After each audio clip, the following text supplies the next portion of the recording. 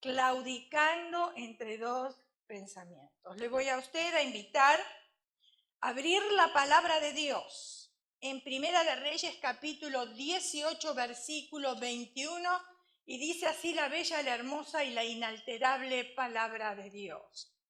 Y acercándose Elías a todo el pueblo dijo: ¿hasta cuándo claudicaréis vosotros en dos pensamientos? Si Jehová es Dios, seguidle, y si Baal, id en pos de él.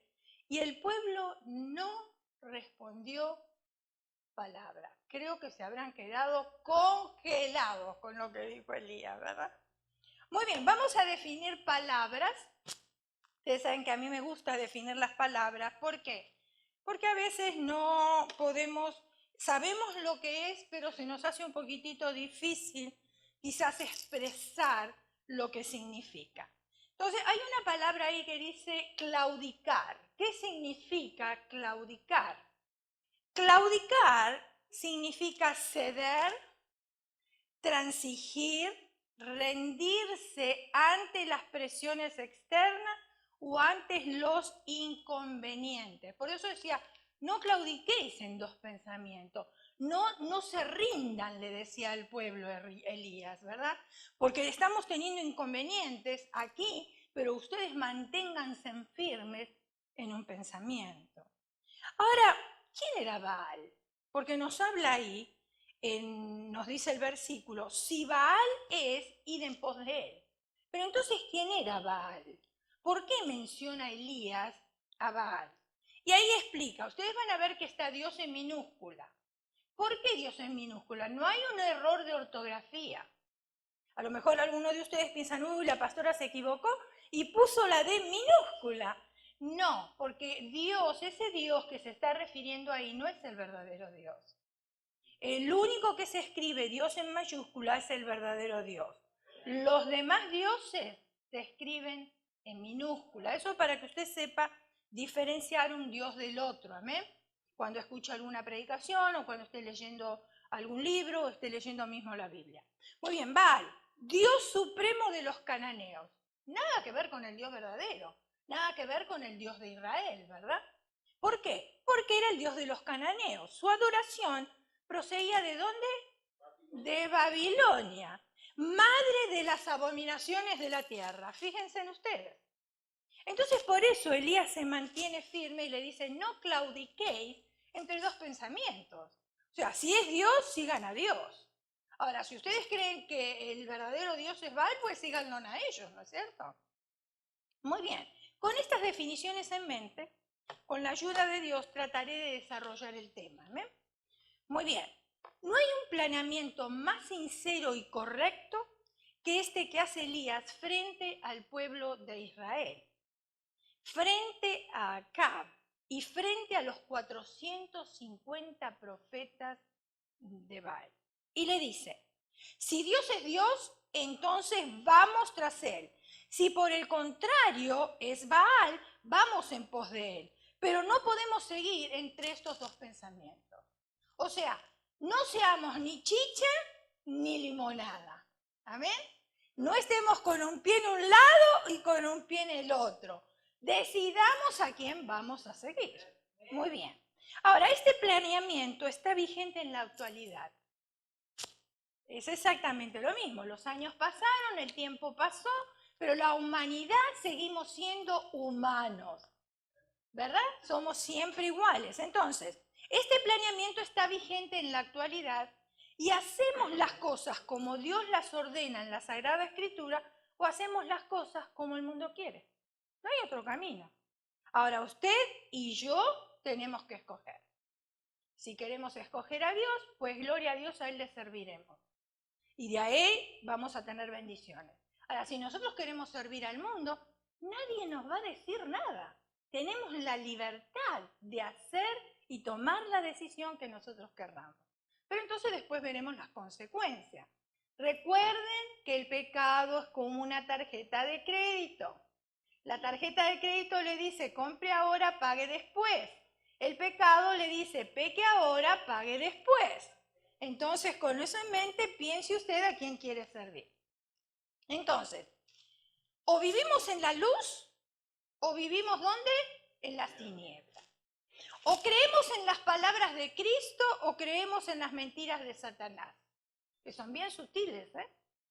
¿Le servimos a Dios o servimos a las riquezas? ¿Cómo se llama el Dios de las riquezas? El Dios Mamón, muy bien.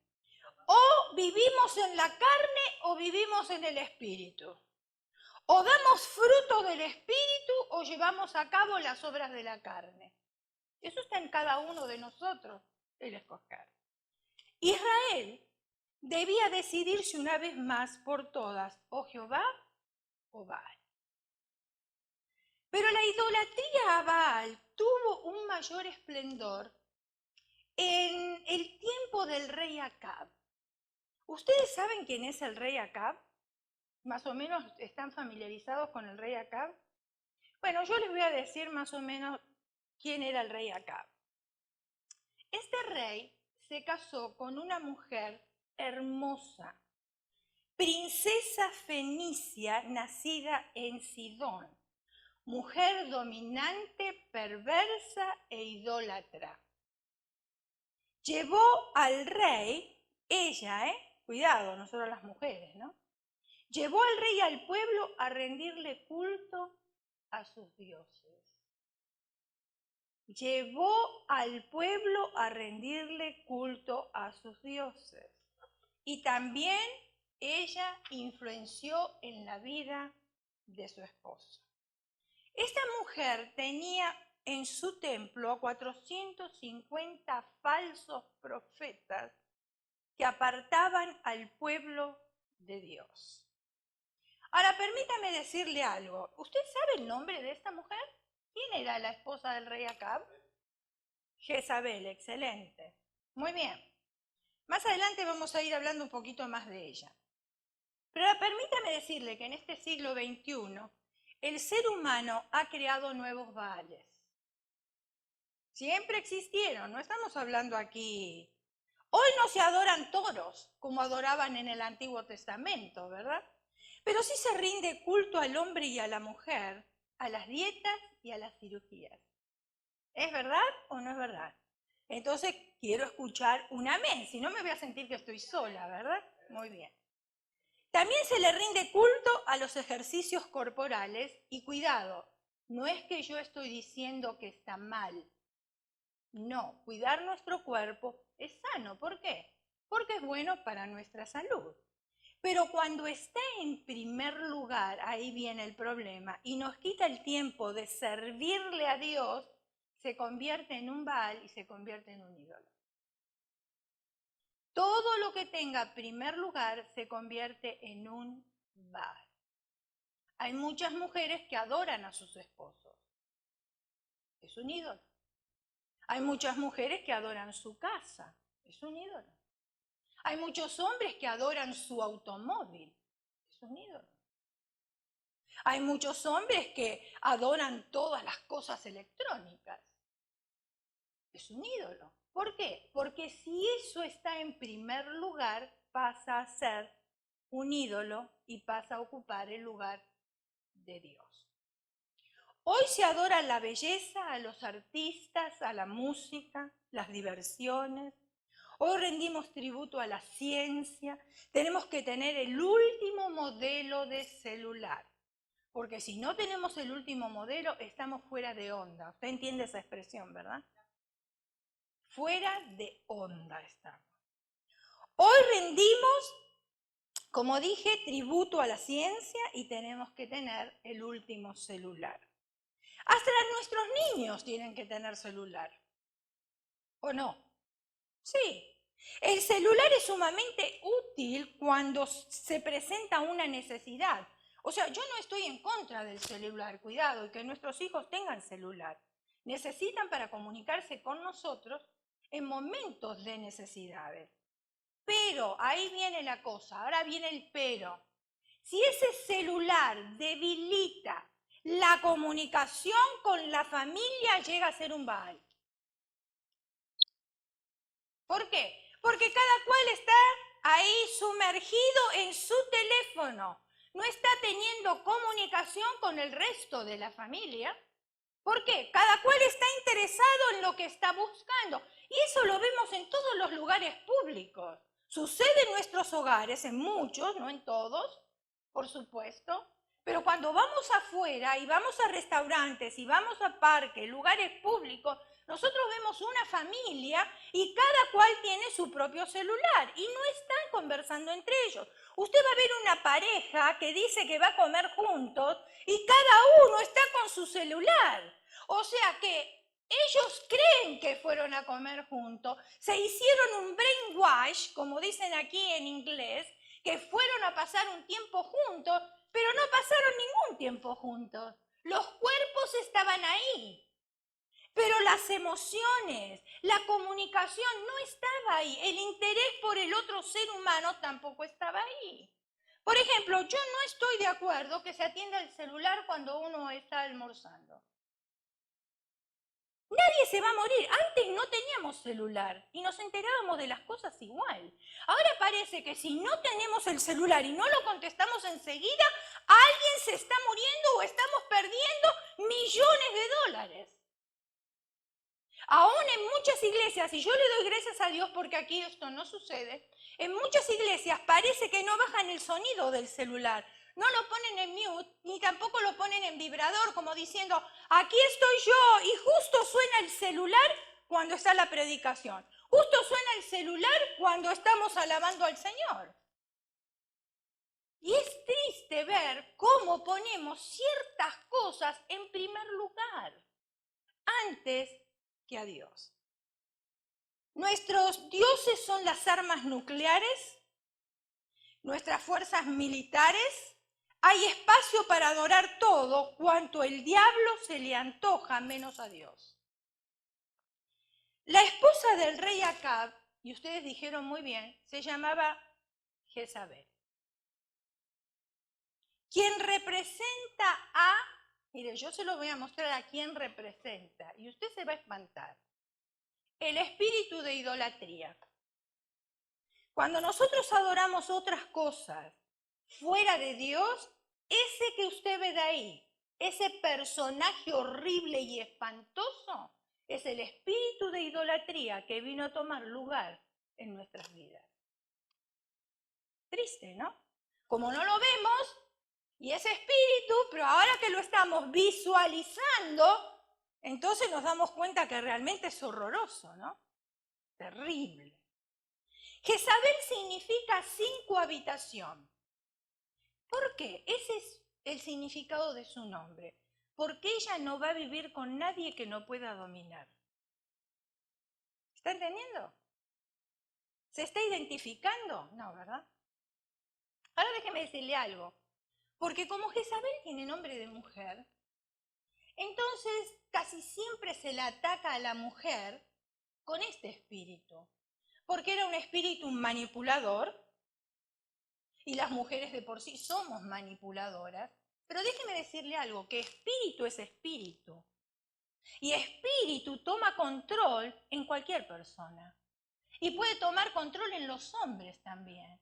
Lo que pasa es que a este espíritu le gusta más la psiquis femenina. Pero eso no quiere decir que los hombres no tengan el espíritu de Jezabel. Muy bien. Entonces dije que Jezabel significa sin cohabitación porque ella no vive con nadie que no pueda dominar. Y ese espíritu ha perseguido a Israel desde el momento que Moisés recibía las 2 tablas de la ley en el monte Sinaí. Mientras Dios le entregaba las tablas a Moisés, el pueblo obligó a Aarón ¿a qué? A hacer un becerro de oro. Claro, Aarón después se justificó y dijo, bueno, nosotros teníamos, el pueblo me insistía que querían adorar a alguien porque tú te habías ido, etcétera, etcétera. Entonces me entregaron el oro y yo echo el oro en el fuego y ese oro se fundió y esto es lo que salió. Un becerro. Este pueblo ya se les había olvidado que el Dios verdadero los había sacado de la esclavitud. Escuchemos el consejo del manual de instrucciones. Lucas capítulo 16, versículo 13. Ninguno puede servir a dos amos, porque odiará a uno y querrá al otro, o será fiel a uno y despreciará al otro. No se puede servir a Dios y al dinero. ¿Saben que una forma para destruirnos, porque el diablo tiene maneras de hacerlo, es el sexo opuesto? Y fíjense en ustedes, aunque está tratando una tercera estrategia, porque ahora estamos teniendo hombre-mujer y una tercera estrategia, ¿no es cierto? Y el diablo, ¿qué está haciendo? Está minando la mente de las personas, no solamente con los hombres y con las mujeres, sino ¿con qué? Con la tercera estrategia. Proverbios capítulo 6, versículos 27 al 29, nos dice, ¿tomará el hombre fuego en su seno sin que sus vestidos ardan? ¿Será que el hombre o la mujer puede hacer algo sin tener consecuencias? Eso sería parafraseado. ¿Andará el hombre sobre brasas sin que sus pies se quemen? ¿Qué cree usted? ¿Que sí se puede hacer? Hay consecuencias, ¿verdad? Así es, el que se llega a la mujer de su prójimo, no quedará impune ninguno que la tocara. Mía es la venganza, dice el Señor. Nada hace caer más rápido a un hombre que una mujer hermosa o un hombre bien parecido. Y estoy hablando de mujer y estoy hablando de hombre, ¿verdad? Salomón no se conformó con una compañera. Si usted conoce un poco la historia de Salomón, usted leyó un poquitito quién era Salomón, sino que tenía 700 mujeres y 300 concubinas. ¡Wow! Parece que Salomón tenía fuerza. Híjole, esto era más de una por día en el año. Tremendo, 700 y 300. ¿Cómo haría Salomón? No sé, porque en aquel entonces no había Viagra, ¿verdad? ¿Cómo haría Salomón? Y yo sé que algunos hombres estarán pensando, qué afortunado Salomón, ¿por qué no me tocó vivir en la época de él, o ser yo Salomón? Y por causa, fíjense en ustedes, porque parece que para el hombre dice, qué bárbaro, me lo imagino a Salomón, con todas esas doncellas en el palacio, en el reino, y bien vestidas, y elegantes, y esculturales, y 90, 60, 90, botella de Coca-Cola, y hoy pasaba una, y mañana pasaba la otra, y pasado pasaba la otra. ¡Wow! ¡Qué fiestón que tenía este Salomón constantemente! Pero por causa de esas muchas mujeres extranjeras, se fue tras Astoret. Fíjense en ustedes. Diosa de los idóneos. Diosa de la fertilidad y del amor sexual. Que incluía rituales inmorales y la adoración de las estrellas. El rey Salomón se fue detrás del dios Milcom o Moloch. Quizás a Milcom no lo conozcan tanto, pero a Moloch sí, ¿verdad? ¿Quién era Moloch? Era un ídolo abominable de los amonitas que incluía el sacrificio a los niños. Y también se fue detrás del dios amonita Quemos, dios del sol.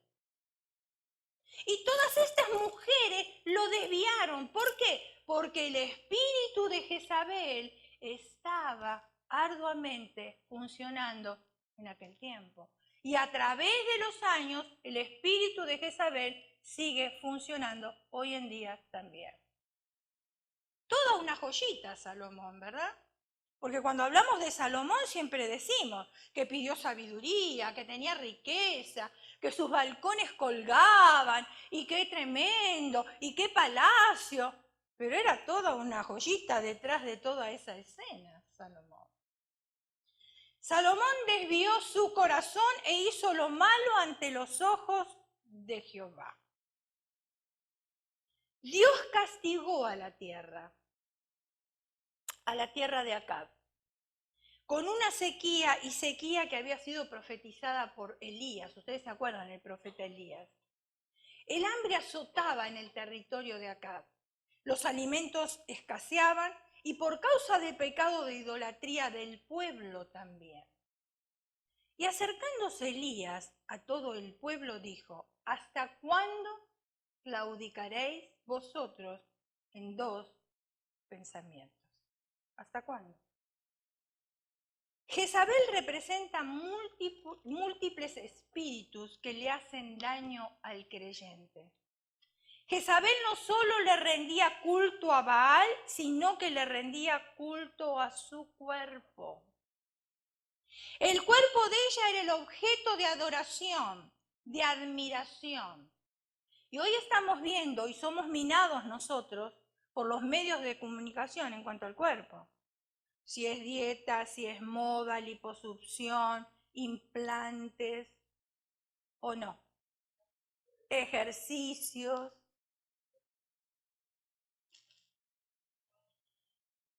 Jezabel no solo rendía culto a Baal, sino que le rendía culto a su cuerpo. El cuerpo de ella era el objeto de adoración y de admiración.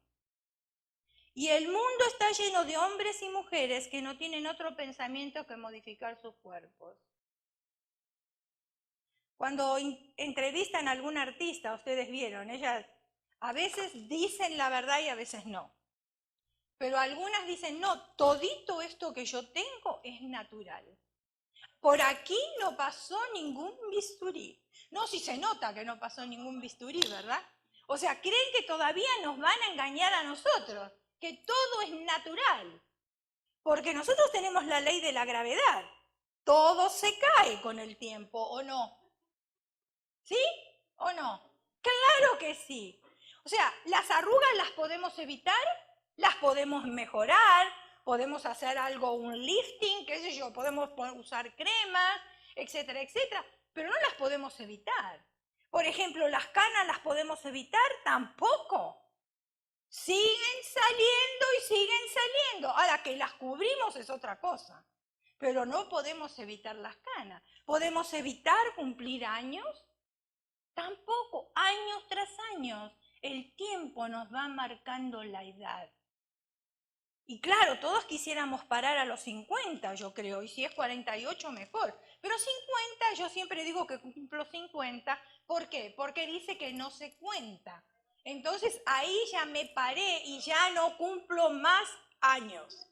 Ahí en los 50 me paré. Muy bien. Entonces, el mundo está lleno de hombres y mujeres que lo único que quieren o que no tienen otro pensamiento que el cuerpo. Porque antes decíamos las mujeres se hacían implantes. Y hay algo que a mí me llama tanto la atención, mis hermanos, porque hoy parece que tenemos cuerpos de producción, porque todos los cuerpos por ahí afuera son iguales. Como que nosotros no tuviéramos un Dios creativo que hace cuerpos diferentes, ¿verdad? Usted los ve todos los cuerpos de la misma manera, implantes de aquí, y entonces van caminando por la calle y usted dice, yo muchas veces le digo a mi esposo, ahí vienen siliconas caminando, porque la verdad, no es una mujer, son siliconas que vienen caminando. Y después el peligro que es, ¿por qué? Porque tristemente muchas de estas personas se acuestan en las camillas de los quirófanos y nunca más se levantan. Pero hoy no solamente es la mujer, el hombre también.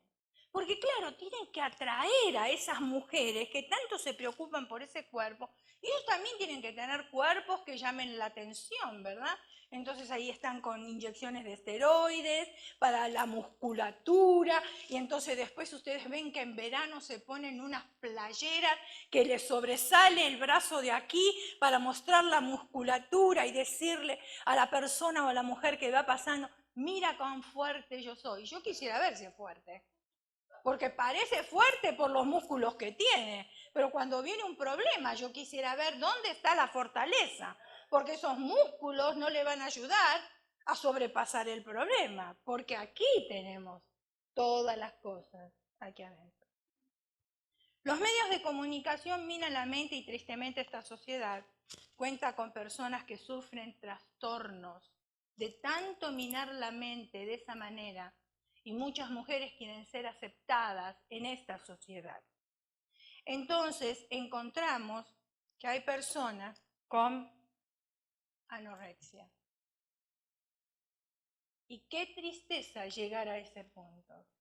Y yo estoy segura que si nosotros hablamos con esa persona, todavía va a decir que está gorda. Porque tienen el problema aquí. Y eso es un esqueleto caminando, es horrible. Yo no quisiera nunca ser así. Es espantoso. ¿Se imagina acostarse con una persona de esa manera? Da la impresión que tiene un esqueleto al lado suyo. ¿De qué viene la anorexia? ¿Del ejercicio obsesivo? Hay mujeres que se pasan horas en el gimnasio. Miren, si limpiarían la casa, yo creo que van a tener mejor resultado que en el gimnasio. ¿O no? Porque limpiar, miren hermanos, que es trabajo, ¿eh? Yo mi casa no la hago en 8 horas y tengo que limpiar las ventanas y tengo que limpiar con detalles, no me alcanzan 8 horas para limpiarla. Y yo voy a ir al gimnasio 8 horas, es una pérdida de tiempo, imposible. Ejercicio excesivo. El contexto de calorías y gramos y la discusión constante sobre temas de salud y dieta. Una de mis nietas es delgada.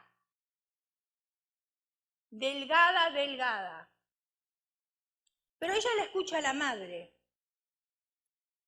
Porque mi nuera trabaja en WIC.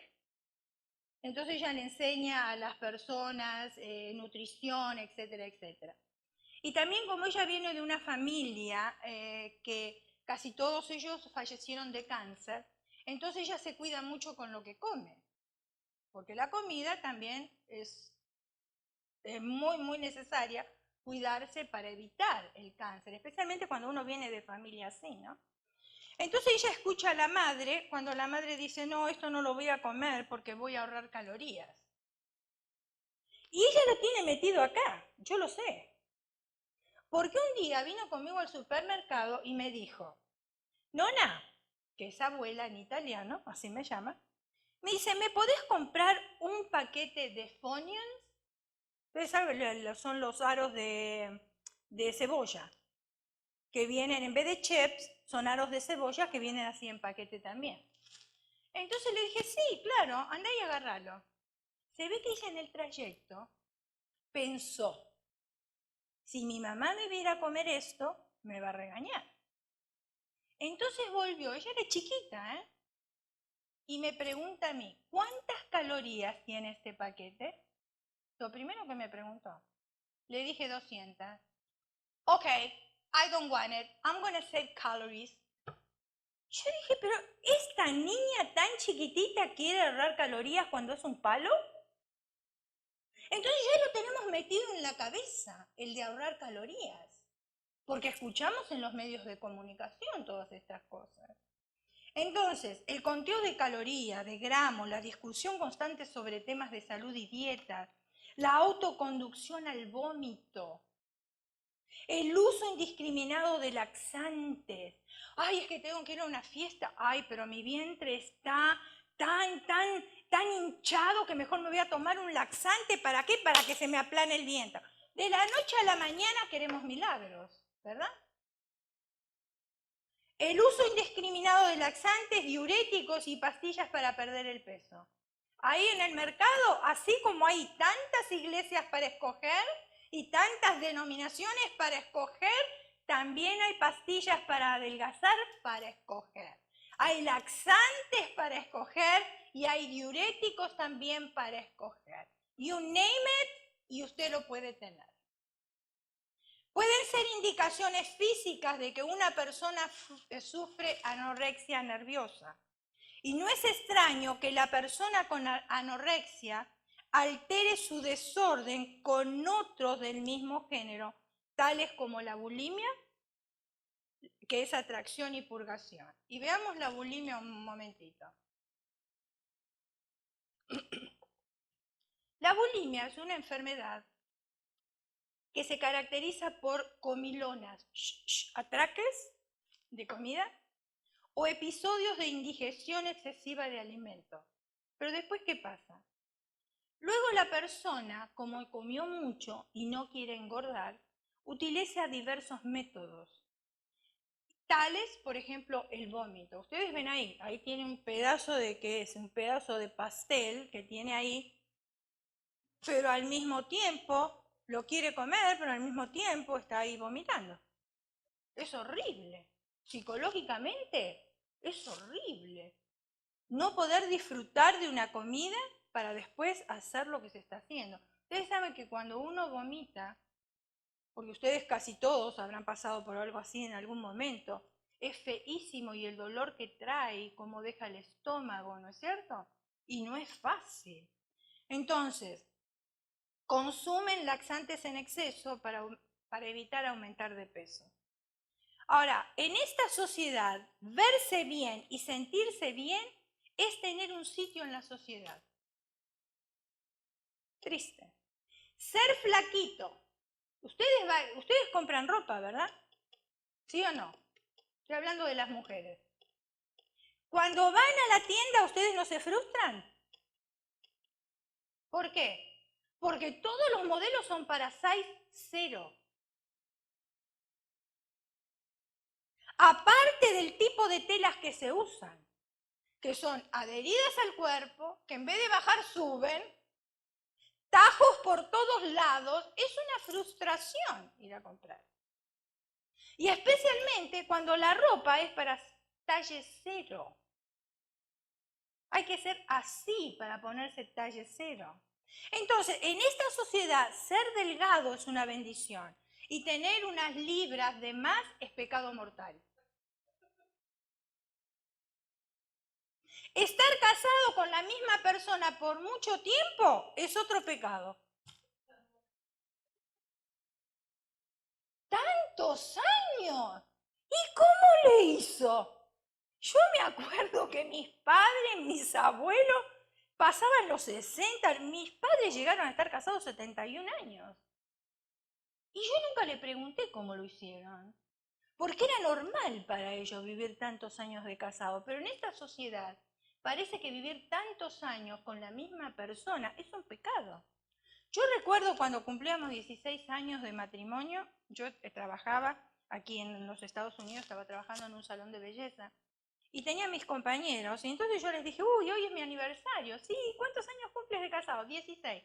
¿Y siempre con el mismo hombre? En vez de decirme felicidades porque cumpliste 16, me preguntan siempre con el mismo hombre. Y yo me puse a pensar y le dije, pero ¿qué es pecado estar casada con el mismo hombre por tanto tiempo? Porque es como un asombro tremendo. El culto al cuerpo humano se ha convertido en una manía. Las Sagradas Escrituras afirman que el que se hace amigo del mundo se constituye en enemigo de Dios. La palabra de Dios continúa exhortando, ¿hasta cuándo claudicaréis en dos pensamientos? ¿Hasta cuándo? Nuestra lucha es precisamente esa, luchar contra los deseos de la carne. Yo no sé si usted lucha o no, yo sí. Mientras estemos en esta tierra, creo que siempre vamos a estar luchando con los deseos, porque hay tantas cosas que yo quisiera hacer, muchísimas cosas, que mi carne me pide de hacer. ¿Por qué? Porque es una satisfacción, me siento de bien mientras lo hago, pero después me siento miserable, ¿verdad? Porque el Espíritu Santo comienza a redarguir y uno se siente mal. Jezabel no hizo caso a las advertencias del profeta, y fue triste eso, sino que juró venganza. Su entretenimiento favorito, el entretenimiento de Jezabel, ¿saben cuál es? Matar a los profetas de Dios. Ese espíritu, si no logra hacer caer en pecado a los líderes, porque trata en todo lo posible de que los pastores caigan en pecado, de que los líderes caigan en pecado, los maestros caigan en pecado, y todo aquel que está sirviendo de alguna manera en el liderazgo caiga pecado también. Y por supuesto, los líderes de alabanza no se salvan tampoco. Tristemente es así. Ese espíritu, si no logra hacer caer en pecado a los líderes, entonces amenaza y quiere infundirles temor. Quiere infundirles temor. Jezabel no se apartó de su idolatría, no se apartó de su maldad, no se apartó de su imprudencia, de su culto a la belleza, de sus deseos carnales. Ella prefirió seguir el camino de las tinieblas. Entonces le llegó el momento del juicio. Porque sí saben que Dios es amor, ¿verdad? Y siempre predicamos el amor de Dios. Pero muchas veces nos olvidamos de predicar de que tenemos un Dios justo. Y que un día cada uno de nosotros vamos a tener que compadecer delante de un tribunal. Y aquí en la tierra pagamos lo que nosotros hacemos. Lo que nosotros hacemos, eso es lo que vamos a cosechar. Llega el momento de juicio sobre ella que había sido anunciado por el profeta Elías. Y no viene el juicio de parte del profeta, el juicio viene de parte de Dios. Y Dios le dijo a Elías lo que tenía que comunicarle a Jezabel. Y Elías obediente fue y se lo comunicó, pero a ella por un lado le entró y por el otro lado le salió. Por eso cuando escuchamos palabra de Dios, hermanos, estemos atentos, circuncidemos nuestros oídos para que la palabra pueda entrar y para que cuando esa palabra entra por el oído y pasa por nuestra mente, ahí podamos seleccionar esa palabra, porque después llega a nuestro corazón y de ahí es donde germina lo que nosotros hemos escuchado. Pero si yo hago oído sordo, no quiero escuchar la palabra de Dios porque no me conviene o porque lo que me están diciendo es para mí, alguien se lo contó, alguien se lo dijo, no lo quiero escuchar, no me importa, no me interesa. Entonces después viene el juicio de Dios. Y hoy justificaciones hay muchas, ¿o no? Todos tenemos buenas justificaciones. Porque Adán tuvo justificación, la mujer que tú me diste. O sea, cuando el hombre cae en adulterio es muy fácil decir, por culpa de mi esposa, no, por culpa de tus deseos carnales. No culpes a nadie. Tus deseos te llevaron a hacer eso, no es por tu esposa. Porque si tú amas a Dios y tú le quieres servir y tú eres un hijo de Dios, no vas a cometer esas cosas, porque infinitas veces Dios lo dice en su palabra. Y si había algo que Dios aborrecía, era el adulterio que tenía Israel con él. Y estamos hablando de adulterio espiritual. La justicia de Dios nos bendice, pero también la justicia de Dios acarrea consecuencias. Depende de lo que nosotros hacemos. Segunda de Reyes capítulo 9, versículo 33, dice, y él dijo, echadla abajo. Y ellos la echaron, y parte de su sangre salpicó en la pared y en los caballos, y en él la atropelló. Ya se lo había advertido Elías, que algo así le iba a acontecer, y no quiso escuchar. Segunda de Reyes capítulo 9, versículo 36 y 37, dice, esta es la palabra de Dios, la cual él habló por medio de su siervo Elías Tisbita, diciendo, en la heredad de Jezreel comerán los perros las carnes de Jezabel. Será como estiércol sobre la faz de la tierra en la heredad de Jezreel, de manera que nadie pueda decir, esta es Jezabel. Me imagino cómo habrá quedado, para que nadie la pudiera reconocer. Horrible, horrible. Y este es el final de todos los que se oponen a Dios. Hechos capítulo 5, versículos 38 y 39, dice, y ahora os digo, apartaos de estos hombres y dejadlos, porque si este consejo o esta obra es de los hombres, se desvanecerá. Mas si es de Dios, no lo podéis destruir. No seas tal vez hallado luchando contra Dios. Una nación que siente que las cosas le van mal, que las tragedias parecen ser interminables, cuando es azotada por fenómenos naturales, y estamos escuchando mucho en las noticias, nuestros propios países están siendo azotados por fenómenos naturales, ¿o no? terremotos, maremotos y un montón de otras cosas que están sucediendo, ¿verdad? Cuando es azotada por fenómenos naturales, cuando su pueblo se alborota, cuando es víctima de actos terroristas, entonces esa nación tiene que reflexionar.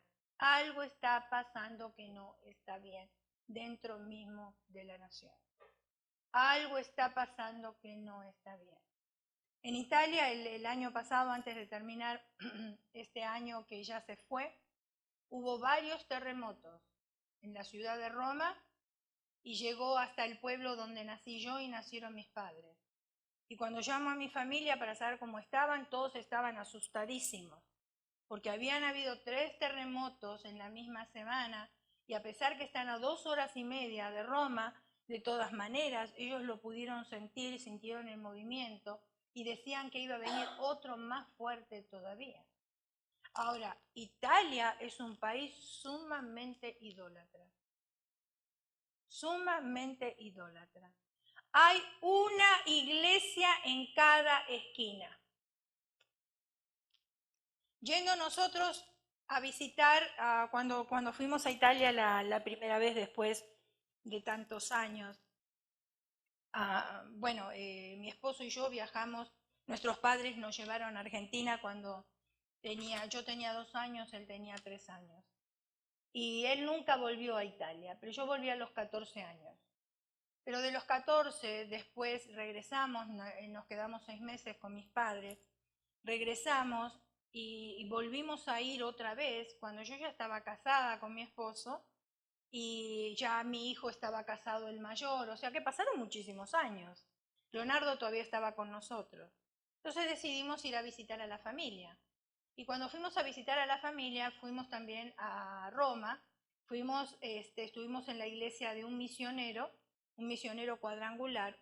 Él tenía una iglesia en Brasil, pero después lo trasladaron a Roma y en Brasil tenía una iglesia de 2000 miembros, escuche, 2000 miembros. Cuando comienza una iglesia en Roma, bien cerquita del Vaticano, porque Roma no es muy grande, todo está ahí, especialmente lo que es histórico, que a uno le interesa ver, como el Castel Sant'Angelo, donde mataron a los cristianos, la Fuente de Trevi, el Vaticano, todo está ahí cerquita.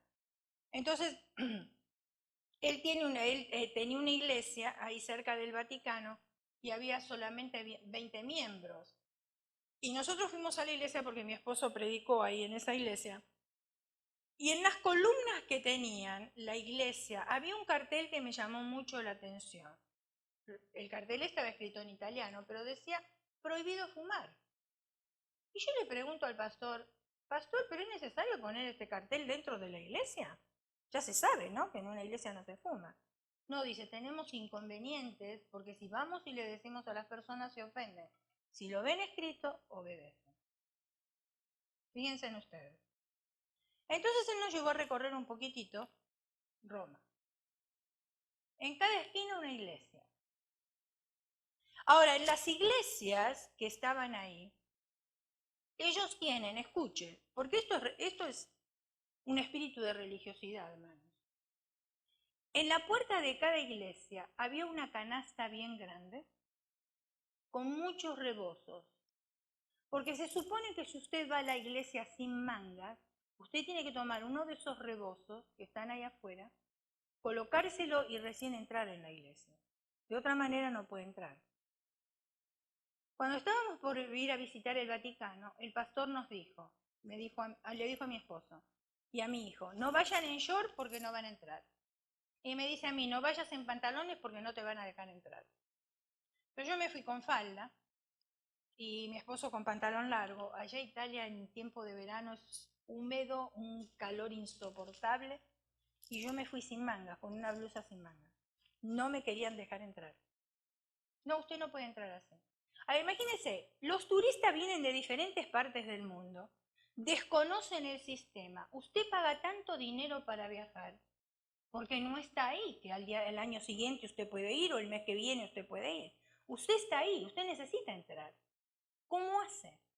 Entonces mi hijo se había comprado una playera para él que se llamaba Leonardo da Vinci, porque él es Leonardo.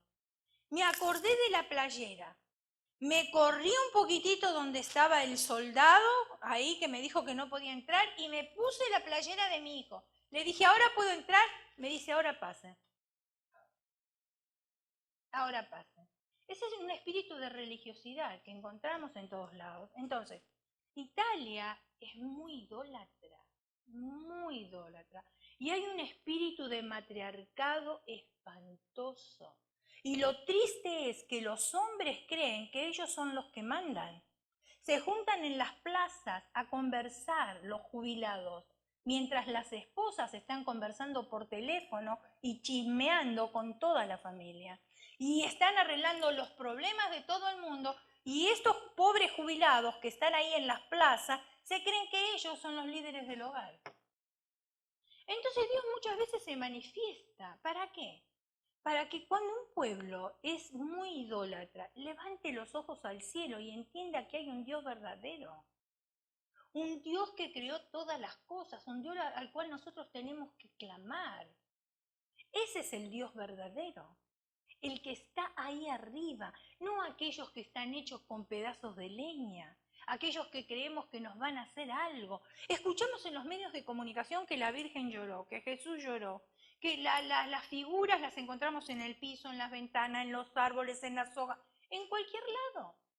Y ahí va el pueblo y ahí el pueblo adora, idolatría. Entonces Dios tiene que manifestarse de alguna manera. Claro, los científicos dicen, bueno, nosotros los humanos hemos dañado esta sociedad, la naturaleza, porque nosotros no respetamos, y etcétera, etcétera. Ustedes vieron que ahora, yo le estaba comentando a mi esposo, ¿cómo puede ser que el supermercado ya no le dé más bolsas de plástico para que usted lleve su mercadería? ¿Por qué? Porque no se puede usar bolsas de plástico. El gobierno no lo permite. Pero después si usted la quiere comprar y paga 10 centavos, sí se la dan. Entonces no entiendo yo. Me están confundiendo. ¿Sirven o no sirven las bolsas de plástico? ¿Son para recycle? ¿No son para recycle? ¿Qué hacen? ¿Dañan la sociedad? ¿Dañan la atmósfera o no dañan nada? No entiendo. No entiendo. Entonces todo está completamente alterado y Dios de alguna manera tiene que hacerse notar, porque Dios es amoroso y cuando nosotros tenemos dificultades, ahí es cuando levantamos los ojos arriba. ¿De dónde vendrá mi socorro? Dice la Biblia. Mi socorro viene de Jehová, que hizo los cielos y la tierra, y no dará tu piel resbaladero, ni se dormirá el que te guarda. Jehová es para siempre, Él es tu guardador. Y esa es una manera de la cual Dios quiere llamar nuestra atención. No hay dos dioses ni tres, hay un creador y ese creador es celoso. Y escuche bien, mi hermano, Él no comparte la gloria con nadie. No comparte su gloria con nadie. Dios tiene a sus hombres, a sus guerreros y a sus guerreras. Hombres y mujeres que ya no claudican entre dos pensamientos, que tomaron una decisión a qué Dios seguir. Y hay muchos en el mundo entero, y gloria a Dios por ellos. La Iglesia Universal de Cristo está dispersa por el mundo y en ella no hay jerarquías de poder. Esa es la gran diferencia entre el mundo y la Iglesia. En el mundo la jerarquía de poder tiene mucha influencia. En la Iglesia no es así. No hay títulos ni puestos, no hay jefes, es una iglesia de siervos. Por eso cuando nosotros nos llamamos unos a otros tendríamos que decirnos siervos. Sierva, ¿qué estás haciendo? Siervo, ¿cómo estás? Siervos. Para recordarnos de que realmente somos nosotros siervos. Llamados a servir ¿con qué? Con amor. Como Cristo nos sirvió a nosotros también. La iglesia de Cristo no tiene credenciales. Su única marca es la luz de Cristo. La iglesia de Jesucristo está compuesta de hombres y de mujeres, como la samaritana. Ella creyó. Y esa mujer se fue y evangelizó a todo su pueblo en un espacio de 3 horas, mis hermanos. Increíble lo que hizo esa mujer. La iglesia de Cristo es una iglesia donde no hay divisiones ni las puertas del infierno prevalecerán. Contra ella una iglesia poderosa que tiene potestad sobre los demonios, tiene potestad sobre las enfermedades. Y si esas cosas no están sucediendo, hermanos, no es la culpa de Dios. No es la culpa de Dios. Una iglesia que no hay sistema de espionaje, que la identifique para tener su avance. Es una iglesia de poder, una iglesia de entrega, de sacrificio. Es una iglesia que no ha vendido la verdad del Evangelio por 30 miserables monedas de plata. Es una iglesia dotada de los dones espirituales. Es una iglesia que espera por su Señor. Esa es la verdadera iglesia. Mientras trabaja en el campo sembrando la buena semilla y rescatando a las ovejas perdidas. Esa es la iglesia. No claudiquemos entre dos pensamientos. Rechacemos el espíritu de Jezabel y anhelemos el espíritu de Elías. Porque ese es el verdadero espíritu que nosotros tenemos que poner en práctica en este lugar donde estamos trabajando.